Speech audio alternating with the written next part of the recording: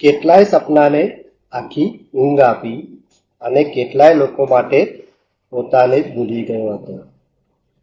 પણ હવે હું પાછો નથી જવાનો.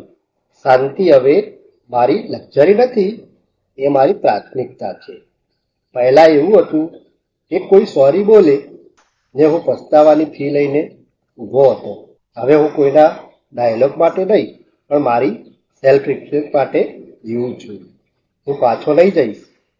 જો મને એક ચોઈસ જેવું રાખવામાં આવતું હતું. જો હું સહેજ ખોટો પડું એટલે હું આખો ખરાબ બનાવી દેવામાં આવતો હતો. હવે હું એમાંથી બહાર આવી ગયો છું. એક એવો પ્રદેશ જ્યાં હું મફતમાં નહોતો મળતો, પણ મળતો રહ્યો. મારા સૌમ્ય સ્વભાવને મારી કમજોરી સમજી. એવું પણ ચાલે છે. હવે હું કોઈની લાયકાત સાબિત કરતો નહીં. હવે હું મારા દિલમાં જગ્યા રાખું છું, બેંક બેલેન્સ નહીં. એટલે હવે તેના માટે પાછા વળવું. જો મારા પાછા ફરે કંઈ ફરક ન પડતો.